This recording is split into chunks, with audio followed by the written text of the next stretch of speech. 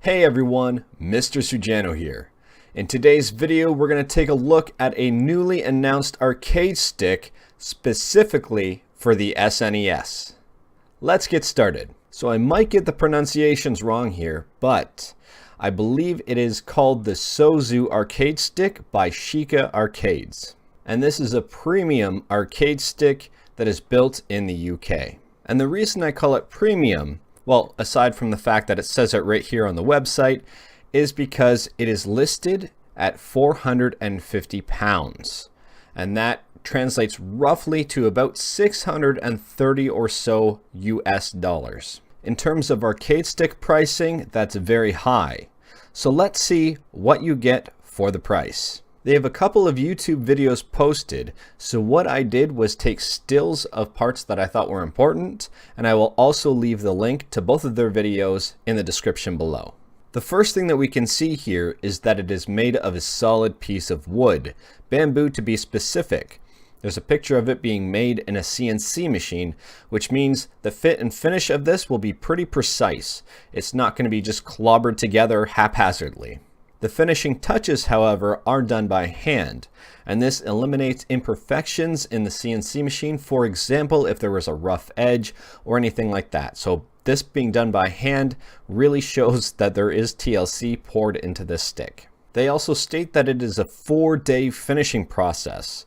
So these aren't built, on an assembly line and just pumped out one after the other. They are very labor intensive and time consuming to build. I also noticed even a small little detail like the feet of the arcade stick, they're actually screwed in. That shows that there is not really any shortcuts being taken here. There is TLC everywhere. So by screwing the feet in, it really shows that they're not going to move anywhere. And I mean that in a sense that yes, the feet are designed not to move the arcade stick around, but if they're screwed in, they're not going to peel off. I do know that there are some arcade sticks out there that just have, for example, feet stuck on there with glue or however they are peeling sticks, or just kind of like a tape underneath that sometimes peels off. These are screwed in, so they're really not going anywhere. So I reached out to these guys as well because I had a few questions, and one of the things they highlighted was that this dust cover here is undermounted, so you can see it's not sitting on top of the structure of the arcade stick itself, it's mounted underneath. And it's also custom, so you cannot buy a dust cover like this in stores.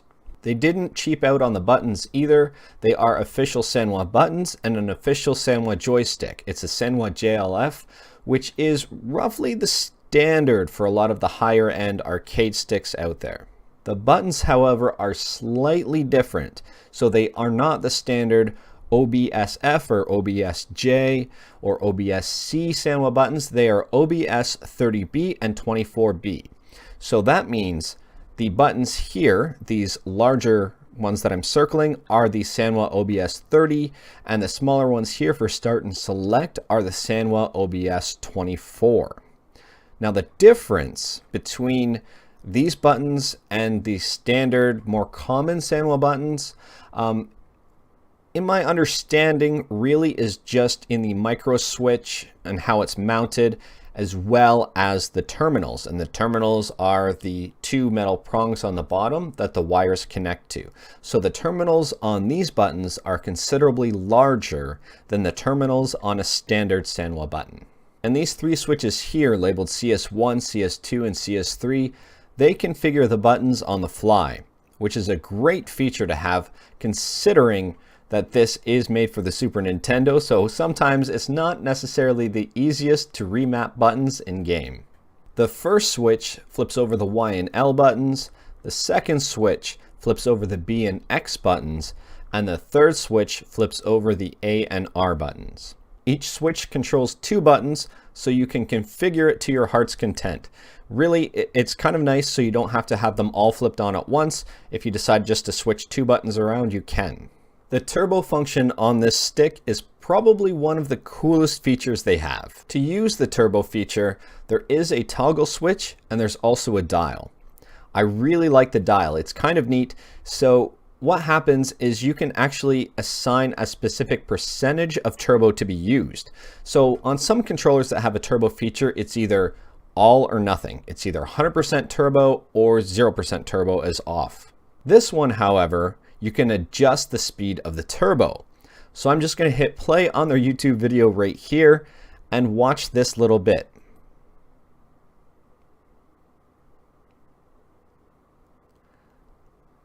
That's pretty cool. It's packaged really nicely in a box, so it's a wooden bamboo box as well. The cable itself is braided. Now I did ask, and the cable is not detachable. And this is strictly for the SNES. So at the end of the cable, there is a single standalone SNES connector. There is no USB connector or anything like that. And the coin here that you see on the arcade stick is apparently the same dimensions as a 100 yen coin, as this stick is associated with the original Japanese arcades. And on the right side of the coin, I think it's right here, there's a special marking for the first editions of this arcade stick. There are two colors available in this arcade stick, the natural finish and the duotone finish. So the natural finish is the one we've been really looking at here, and the duotone finish is a slightly darker version. You can see the neat little pinstripe that runs through here and the darker top. The box itself that it comes in is bamboo and is also nicely branded. So my overall thoughts on this. First and foremost, I think it's really cool. It is very expensive, but it is also a very premium product. It is also a very specific product, so it is just for the SNES. And yes, you could maybe mod it to make it work with a PS3, a PS4, an Xbox One, a PC. But when you're paying £450 or roughly 630 American dollars on this, you don't really want to be modding this. You don't buy it to mod it. For an arcade stick specifically built for the Super Nintendo, this has pretty much everything you need on it and more. It has a turbo feature. It has adjustable turbo feature. You can remap the buttons on the fly. It has Sanwa parts, and it appears to be built very well. This stick isn't made for everybody. It is really for the avid collector, maybe someone who wants a higher end product. This is similar to a very fine wine or an expensive cigar. Mind you, I don't know anything about wine or cigars, but I do know about controllers and arcade sticks. It's a showpiece that player 2 will never be allowed to use. Anyways, that's all I've got for today. Let me know what you think about this arcade stick in the comments below. I want to know what you have to say. If you like this video, leave a like. If you didn't like this video, leave a like. Hit that subscribe button. Check out my other videos. Thank you, everyone. Take care.